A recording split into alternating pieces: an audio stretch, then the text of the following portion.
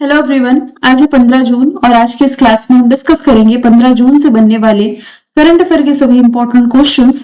Previous class में हमने देखा था कि institute for economic and peace की रिपोर्ट के अनुसार ग्लोबल पीस इंडेक्स 2026 में आइसलैंड टॉप पर है। आज हम इंडिया की रैंकिंग देखेंगे। जून 2026 में टाइम मैगजीन ने पहली बार स्पोर्ट्स की 100 सबसे प्रभावशाली हस्तियों की लिस्ट जारी की। इसमें भारतीय महिला क्रिकेटर स्मृति मंधाना को जगह दी गई है। इंग्लैंड और वेल्स में महिला टी20 वर्ल्ड कप का 10वां एडिशन शुरू हो चुका है और अभी 14 जून को यानी कि कल संडे के दिन भारत और पाकिस्तान का भी मैच रहा, जिसमें कि भारत ने पाकिस्तान को हरा दिया है। जून 2026 में शिक्षा मंत्रालय ने 3 प्रमुख विदेशी यूनिवर्सिटीज को भारत में अपने कैंपस शुरू करने के लिए लेटर ऑफ इंटेंट जारी किए हैं, जिसमें कि शामिल है ब्रिस्टल यूनिवर्सिटी, यॉर्क यूनिवर्सिटी और न्यू साउथ वेल्स यूनिवर्सिटी, जिसमें कि ब्रिस्टल और यॉर्क यूनिवर्सिटी मुंबई में कैंपस ओपन करेंगे, जबकि New South Wales university Bangalore में कैंपस ओपन करने जा रहा है। भारतीय वायुसेना ने पहली बार भारत में बना जो Airbus C295 military transport aircraft की पहली सफल टेस्टिंग की है गुजरात से। भारत के टॉप 50 CEOs 2026 की लिस्ट में समीर कनोडिया को जगह दी गई है लगातार दूसरी बार। 11 जून को भारत ने फिलिस्तीन के रिफ्यूजियों के लिए यूनाइटेड नेशंस एजेंसी को $2.5 मिलियन की राशि देने का ऐलान किया है। विश्व बाल श्रम निषेध दिवस 12 जून को मनाया जाता है। नासा ने आर्टेमिस 3 मिशन के लिए चालक दलों के नाम की घोषणा कर दी है, जिसमें शामिल है रिंडी ब्रेसनिक, आंद्रे डगलस, फ्रैंक रूबियो और लूका परमिटानो। 11 जून 2026 से फीफा मेंस वर्ल्ड कप का 23वां एडिशन शुरू हो चुका है। चाइना ने नियो नाम की दुनिया की पहली कमर्शियल ब्रेन चिप को मंजूरी दी है और कोलंबिया ने महिला जननांग विकृति पर प्रतिबंध लगाया और ऐसा करने वाला ये पहला लैटिन अमेरिकी कंट्री बना। तो सभी क्वेश्चंस हमने देखे प्रीवियस क्लास में। शुरू करते हैं आज का हमारा पहला सवाल है institute for economic and peace द्वारा जारी ग्लोबल पीस इंडेक्स 2026 में भारत को कौन सा स्थान प्राप्त हुआ है। तो भारत इसमें 127 प्लेस पर रहा है। सैटरडे की क्लास में ये जरूर मैंने बताया था कि आइसलैंड टॉप पर है। गलती से 2025 का ही रैंकिंग में आपको बता दी थी भारत का, जो कि 115 था। इसे आप अपडेट कर लीजिएगा। 127वें स्थान पर भारत है और लगातार 19वें साल सबसे शांतपूर्ण देश आइसलैंड बना हुआ है। इसके बाद न्यूजीलैंड, स्विट्जरलैंड, स्लोवेनिया और आयरलैंड का स्थान है। पहली बार रशिया इस लिस्ट में सबसे नीचे पहुंच गया और इसके बाद सूडान लोकतांत्रिक, कांगो लोकतांत्रिक गणराज्य, यूक्रेन और इजराइल सबसे कम शांतिपूर्ण देश बने हुए हैं। भारत की रैंकिंग 127 है। अब कुछ इंपॉर्टेंट इंडेक्स का यदि हम डिस्कशन करें तो वर्ल्ड प्रेस फ्रीडम इंडेक्स में इस साल भारत 157 पर है। टॉप पर नॉर्वे है। दुनिया में सबसे स्वच्छ और सुरक्षित पीने के पानी वाले देश के रूप में पहला स्थान स्विट्जरलैंड को मिला। इंटरनेट शटडाउन के मामले में भारत का स्थान दूसरा है। टॉप पर इसमें म्यांमार है। खाद्य सुरक्षा सूचकांक में टॉप पर आइसलैंड है। वैश्विक आतंकवाद सूचकांक में भारत 13 प्लेस पर, टॉप पर पाकिस्तान। वर्ल्ड हैप्पीनेस इंडेक्स में टॉप पर फिनलैंड, इंडिया 116 प्लेस पर। ग्लोबल फायर पावर इंडेक्स में टॉप पर अमेरिका, भारत 4th प्लेस पर। एशिया मैन्युफैक्चरिंग इंडेक्स में टॉप पर चाइना, भारत 6ठे स्थान पर। रिस्पॉन्सिबल नेशंस इंडेक्स में टॉप पर सिंगापुर, इंडिया 16 प्लेस पर। एशिया पावर इंडेक्स में टॉप पर अमेरिका, भारत 3rd प्लेस पर। वैश्विक डिजिटल नोमैड रिपोर्ट में भारत को 38 प्लेस पर रखा गया। टॉप पर स्पेन है। ग्लोबल इनोवेशन इंडेक्स में लास्ट ईयर भारत 38 प्लेस पर था। टॉप पर स्विट्जरलैंड। यहाँ पर एक रैंकिंग आपको नहीं दिखाई दे रही होगी करप्शन इंडेक्स की, यानी कि भ्रष्टाचार सूचकांक की। तो डेनमार्क इसमें टॉप पर है। इंडिया की रैंकिंग इसमें 91 है। ये मैं अपडेट कर दूंगी। सवाल दूसरा है, निम्न में से कौन है जो कि नेवा को अपनाने वाला 33वां विधानसभा बन गया है। नेवा यानी कि नेशनल ई विधान एप्लीकेशन, जो कि अभी हाल ही में अपनाया है पश्चिम बंगाल विधानसभा ने, और ये अपनाने वाली ये 33वीं विधानसभा बनी। ये जो नेशनल ई विधान एप्लीकेशन, जो कि इसकी फुल फॉर्म है, इसका पर्पस है सभी राज्य विधानसभाओं को एक डिजिटल प्लेटफॉर्म पर लाकर कागज रहित यानी कि पेपरलेस बनाना। थीम क्या है, इसे वन नेशन वन एप्लीकेशन की अवधारणा के तहत विकसित किया गया है। नोडल मंत्रालय, तो इसे संसदीय कार्य मंत्रालय द्वारा लागू किया गया और नेवा अपनाने वाला जो पहला विधानसभा थी ये नागालैंड विधानसभा थी। अच्छा, रिसेंटली मैंने आप लोगों को बताया है कि जो दुनिया की सबसे बड़ी स्वास्थ्य योजना है प्रधानमंत्री जन आरोग्य योजना, जिसे आप आयुष्मान भारत योजना के नाम से भी जानते हैं, इसे अपनाने वाला जो 36वां राज्य या केंद्र शासित प्रदेश बना था, ये बना था पश्चिम बंगाल ही। वैसे यदि आप देखें तो भारत में राज्य 28 है, केंद्र शासित प्रदेश 8 है, दोनों मिलाकर के कुल है 36 यानी कि 36।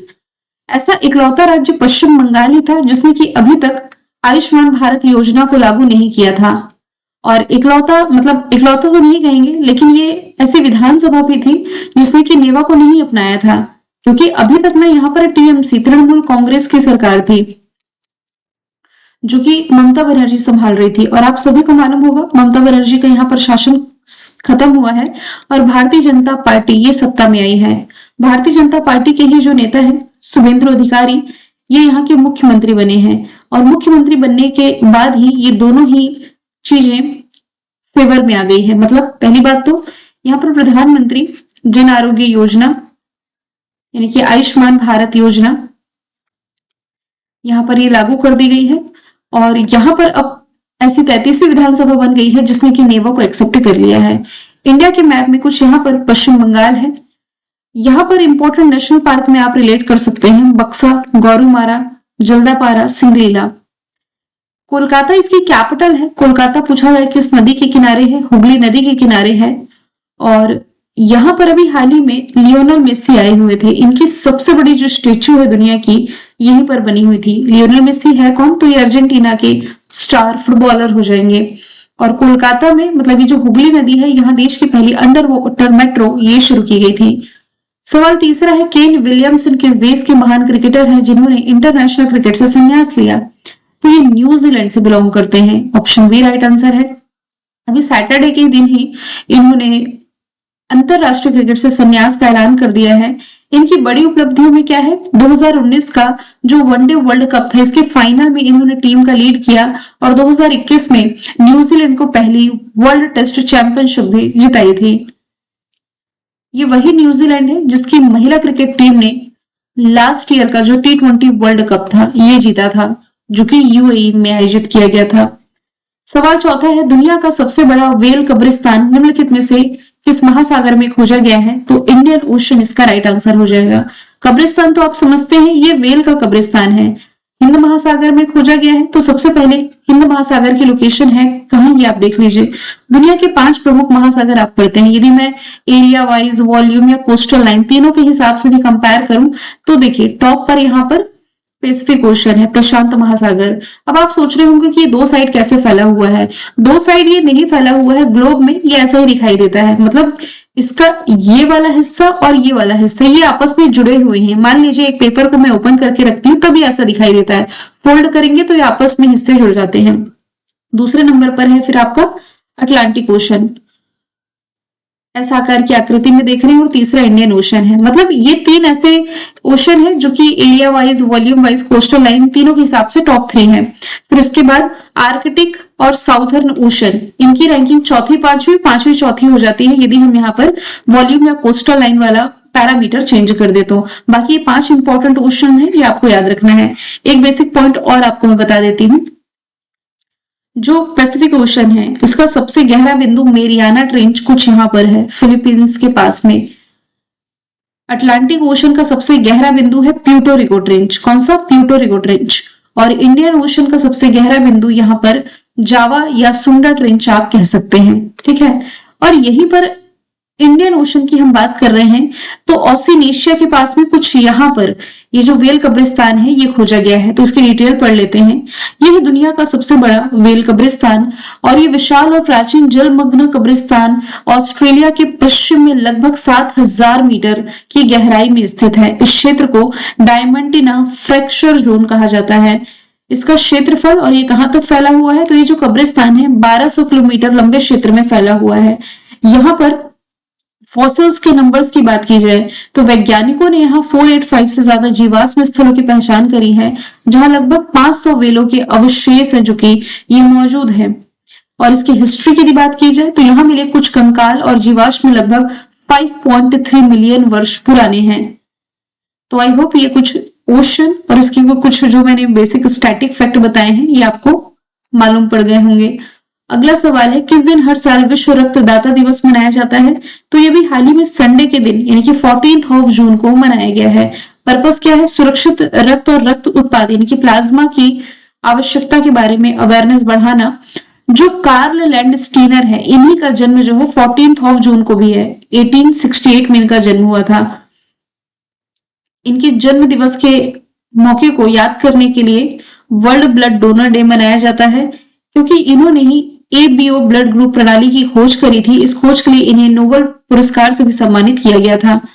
अभी तक जून महीने में हमने 1 जून को देखा है वर्ल्ड मिल्क डे, 2 जून को तेलंगाना स्थापना दिवस, 3 जून है world bicycle day, 5 June world environment day, 7 जून है वर्ल्ड फूड सेफ्टी डे, 8 जून है वर्ल्ड ओशन डे और बाल श्रम निषेध दिवस, ये हमने देखा है 12 जून को। छठवां सवाल है, दुनिया के पहले खरबपति व्यक्ति कौन बने हैं? तो ये बन गए हैं Elon Musk. Option C right answer है।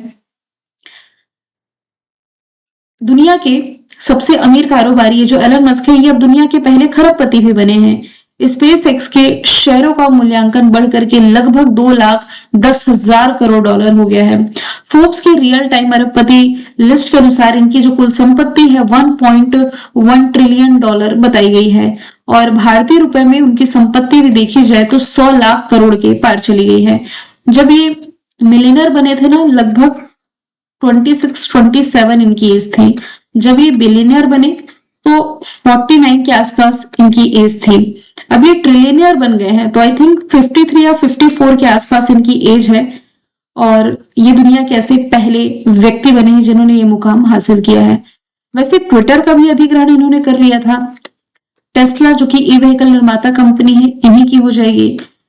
अंतरिक्ष के क्षेत्र में भी इनका हाथ है। स्पेस एक्स जो कि अमेरिका की प्राइवेट स्पेस कंपनी है, ये भी एलन मस्क की ही हो जाएगी। भारतीय सेना के अगले सेना प्रमुख के रूप में किसकी नियुक्ति की गई है, ये सवाल है। तो अभी तक भारतीय सेना के जो उप प्रमुख आप पढ़ते थे धीरज सेठ, ये अब प्रमुख के रूप में कार्यभार संभालेंगे, क्योंकि उपेंद्र द्विवेदी इस महीने के अंतिम तारीख को रिटायर हो रहे हैं, है ना। तो इन्हीं का स्थान अब लेंगे धीरज सेठ। इंडियन आर्मी फॉर्मेशन ईयर 26 जनवरी 1950 है। 15 जनवरी को हालांकि इंडियन आर्मी डे मनाया जाता है, दिल्ली में हेडक्वार्टर है। अभी तो पद पर उपेंद्र द्विवेदी ही हैं, 30 तारीख को रिटायर होंगे, फिर धीरज सेठ पदभार संभालेंगे। इसके अलावा इंडियन नेवी के प्रमुख कृष्णा स्वामीनाथन है, उप प्रमुख अजय कोचर है। इंडियन एयर फोर्स के अमरप्रीत सिंह है और उप प्रमुख हो जाएंगे आशुतोष दीक्षित। इंडियन आर्मी का हमने देख लिया। इंडियन एयरफोर्स 8 अक्टूबर को अपना स्थापना दिवस मनाता है, दिल्ली में हेडक्वार्टर है। इंडियन नेवी 4 दिसंबर को अपना स्थापना दिवस मनाती है, इसका भी हेडक्वार्टर दिल्ली में है। 8वां सवाल है, किस जल संधि में अमेरिकी सेना के हमले से 3 भारतीय नाविकों की मौत हो गई है? तो हॉर्मुज जल संधि अभी चर्चे में थी। स्ट्रेट ऑफ हॉर्मुज के पास अमेरिकी सेना के हमले में 3 भारतीय नाविकों की मौत हुई है और ये घटना भी जून 2026 में ईरान और अमेरिका के बीच चल रहे भारी तनाव और नाकाबंदी के दौरान हुई है। इसमें मारे गए तीनों जवान जो है ये भारतीय नाविक जो की है पटनाला सुरेश, आदित्य शर्मा और शिवानंद चौरसिया, ये 3 नाम है। लेकिन भारत का यहाँ पर अभी कोई भी रिएक्शन देखने को नहीं मिला है केंद्र सरकार की तरफ से। हॉर्मुज स्ट्रेट की लोकेशन यदि आप देखेंगे तो ये है आपका हॉर्मुज जल संधि, स्ट्रेट ऑफ हॉर्मुज। पूछा जाए कि किन 2 वाटर बॉडीज को ये सेपरेट करती है, तो यहाँ पर्शियन गल्फ यानी कि फारस की खाड़ी, यहाँ गल्फ ऑफ ओमान देख पा रहे हैं। किन 2 देशों के बीच स्थित है, तो यहाँ पर आप देख पा रहे हैं ईरान है और यहाँ पर आप कंफ्यूज होंगे क्या ओमान या यूएई। तो याद रखिए यूएई की बॉर्डर सिर्फ यहाँ तक है, ये आपका यूएई है। ओमान का पार्ट ये भी है और थोड़ा हिस्सा यहाँ लग जाता है। तो ओमान और ईरान के बीच आपके स्ट्रेट ऑफ हॉर्मुज की लोकेशन है। पनामा स्ट्रेट आपको मालूम है नॉर्थ अमेरिका और साउथ अमेरिका के बीच में है। पाक जल संधि भारत श्रीलंका के बीच है। बॉस्फोरस स्ट्रेट आप ये कह सकते हैं, टर्की वाला मैप कभी मैंने आपको पढ़ाया होगा, तो इधर टर्की वाला हिस्सा अलग हो जाता है। तो ये टर्की का वैसे मोस्टली हिस्सा जो एशिया में आता है, इधर एशिया अलग हो गया, फिर यहाँ से यूरोप लग जाता है। टर्की का जो सबसे बड़ा शहर इस्तांबुल, ये भी यूरोप में आ गया। तो इधर यूरोप और एशिया को सेपरेट करने वाली जो जल संधि है ये आपकी बॉस्फोरस जल संधि हो जाएगी। यहाँ मैंने मैप ऐड नहीं किया वरना एक्सप्लेन कर देती। आई होप ये क्लियर हो गया होगा आप लोगों को। अगले सवाल की तरफ चलते हैं। वोग आईवीआर इंडिया ने अपना नया ब्रांड एम्बेसडर किसे बनाया है? तो कृति सैनन इसका राइट आंसर हो जाएगा। वो क्या है? आईवीआर ब्रांड है। ये भारत में अपने नया जो चेहरा लॉन्च किया है कृति सैनन, मतलब शाहिद कपूर पहले से ही थे, इनके साथ मिलकर के ब्रांड का प्रचार करेंगे। कुछ इंपॉर्टेंट ब्रांड एम्बेसडर्स का डिस्कशन यदि हम करें तो महाराष्ट्र राज्य सड़क परिवहन निगम के ब्रांड एम्बेसडर रितेश जिनेलिया देशमुख है। इन्फोसिस के ब्रांड एम्बेसडर कार्लोस अल्कराज, 18 के स्मृति मंधाना, जिंदल स्टील के रणवीर सिंह, जनगणना 2027 के लिए सुदर्शन पटनायक और यूनिक्लो के ब्रांड एम्बेसडर जसप्रीत बुमराह। दिल्ली में खेल महाकुंभ के उद्घाटन समारोह के एम्बेसडर शिखर धवन रहे। मेबलिन न्यूयॉर्क की कियारा आडवाणी, न्यू बैलेंस की जानवी कपूर, पीएनबी की हरमनप्रीत कौर, हरियाणा राज्य महिला आयोग की शफाली वर्मा, लिवाइस की आलिया भट्ट, ओडिया हैंडलूम की माधुरी दीक्षित, जोमेटो के शाहरुख खान, ऑस्ट्रेलियाई टूरिज्म की सारा Tendulkar, e sports world cup जो लास्ट ईयर हुआ था उसके क्रिस्टियानो रोनाल्डो, मालदीव टूरिज्म की कैटरीना कैफ, कोरिया टूरिज्म की हिना खान, कर्नाटक वन विभाग के अनिल कुंबले और फेडरल बैंक की पहली ब्रांड एम्बेसडर विद्या बालन बनी थी। नेक्स्ट क्वेश्चन है, वर्ल्ड बैंक की ग्लोबल इकोनॉमिक प्रोस्पेक्ट्स रिपोर्ट 2026 के अनुसार जो फाइनेंशियल ईयर 2026-27 रहेगा इसके लिए भारत की जीडीपी ग्रोथ रेट ये कितने प्रतिशत फोरकास्ट की गई है? तो ये 6.6% इसका राइट आंसर हो जाएगा। According to World Bank financial year 2026-27 में भारत की जीडीपी ग्रोथ रेट 6.6 रहेगी। वर्ल्ड बैंक का फॉर्मेशन ईयर 1944 है। Bretton Woods New Hampshire America में हेडक्वार्टर है, मतलब स्थापना की गई थी, वैसे इसका हेडक्वार्टर वॉशिंगटन डीसी में है। पेरेंट ऑर्गेनाइजेशन यूनाइटेड नेशंस ही है। अजय बंगा अध्यक्ष है। भारतीय मूल की जो अंशुला कांत है इसकी सीएफओ यानी कि चीफ फाइनेंशियल ऑफिसर हो जाएंगी। अभी जून के ही महीने में करंट अफेयर में मैंने पढ़ाया है कि वैश्विक वित्तीय मंचों पर देश का आर्थिक पक्ष मजबूत करने के लिए वर्ल्ड बैंक में भारत का ईडी नीलकंठ मिश्रा को नियुक्त किया गया है। नेक्स्ट है, रशिया में ग्रैंड सैंड मास्टर कप 2026 सम्मान पाने वाले पहले भारतीय कौन बने? तो ये सुदर्शन पटनायक राइट आंसर हो जाएगा। ये ओडिशा के प्रसिद्ध सैंड आर्टिस्ट यानी कि रेत कलाकार हैं। अभी हमने ब्रांड एम्बेसडर वाली स्लाइड में देखा भी कि जनगणना 2026 के लिए ब्रांड एम्बेसडर भी हैं। तो ये जो प्रसिद्ध रेत कलाकार यानी पद्मश्री से भी नवाजा गया है। रशिया में आयोजित द्वितीय अंतरराष्ट्रीय सैंड स्कल्पचर महोत्सव में इन्होंने रूस ग्रैंड सैंड मास्टर कप 2026 अपने नाम किया और ये प्रतिष्ठित सम्मान पाने वाले पहले भारतीय सैंड आर्टिस्ट बने। ये सम्मान उन्हें सैंड आर्ट के क्षेत्र में इनके कंट्रीब्यूशन साथ ही ग्लोबल वार्मिंग थीम पर बनाई गई जो रेत की मूर्ति है इसके लिए प्रदान किया गया। कुछ इंपॉर्टेंट अवार्ड्स हैं जैसे कि banker of the year recently मिला है अवार्ड के सत्यनारायण राजू को। संयुक्त राष्ट्र military gender advocate of the year मिला अभिलाषा बराक को। भारतीय मूल के दो व्यक्ति हैं अब्दुल करीम, प्रोफेसर कीर्तन घेड़ा। इन्हें साउथ अफ्रीका ने अपने हाईएस्ट सिविलियन ऑनर से सम्मानित किया। यूनिवर्सिटी इनोवेटर अवार्ड मिला है अमेरिका में डॉक्टर शेखर सुमन को। इस साल का इंटरनेशनल बुकर प्राइज जीता है ताइवान ट्रेवलॉग के लिए लेखिका यांग शुआंगजी ने। यूनेस्को गिलर्मो कानो प्रेस फ्रीडम अवार्ड सुडानी पत्रकार सिंडिकेट ने जीता। सुपर्णा शर्मा और आनंद आरके ने इस साल का पुलित्जर प्राइज जीता। Business reformer of the year Chandrababu Naidu. Assam के अतनुनाथ को breakthrough prize in fundamental physics मिला। सुरजोत्सना राष्ट्रीय पुरस्कार मिला है सुमित्रा गुहा लक्ष्मण कृष्णराव पंडित को। विश्व जलवायु नेता सम्मेलन में ग्लोबल ग्रीन आइकन अवार्ड मिला संतोष कुमार को। WWF national award N Aleem Yusuf को। MS Swaminathan award Srinivas Rao. Harvard South Asian person of the year Sayani Gupta. पांचवा Lata Dinanath Mangeshkar award Kailash Satyarthi. Kalinga institute of social science इसने ह्यूमैनिटेरियन अवार्ड से नीता अंबानी को सम्मानित किया। चेतक स्क्रीन अवार्ड में बेस्ट डायरेक्टर का अवार्ड धुरंधर मूवी के लिए आदित्य धर ने जीता। NBCC अवार्ड जीता है अरुंधति रॉय ने। एबल प्राइज गिल्ड फाल्टिंग्स के नाम। Grand prize Jupally Krishna Rao. Jnanpith award Vairamuthu. Stockholm जल पुरस्कार काव्य मदानी। सरस्वती सम्मान राम कुमार मुखोपाध्याय। संगीता कलानिधि सम्मान इस साल का जयंती कुमारेश ने जीता। आज का लास्ट सवाल है कि इस देश के पूर्व राष्ट्रपति यून सुक यूल को 30 साल की जेल की सजा सुनाई गई है। तो ये साउथ कोरिया के पूर्व राष्ट्रपति रहे हैं। 13 जून 2026 को सियोल सेंट्रल डिस्ट्रिक्ट कोर्ट ने साउथ कोरिया के जो पूर्व राष्ट्रपति रहे यून सुक यूल इन्हें शत्रु की सहायता करने साथ ही सत्ता का जब ये सत्ता में थे तो इस अपनी सत्ता में रहने के दौरान पद का दुरुपयोग करने के मामले में इन्हें 30 साल की कारावास की सजा सुनाई गई है। अब जिस कंट्री का डिस्कशन है ये है साउथ कोरिया। ये नॉर्थ कोरिया से 38 पैरेलल लाइन के माध्यम से सेपरेट होती है। इसका जो आधिकारिक रूप से नाम है रिपब्लिक ऑफ कोरिया है।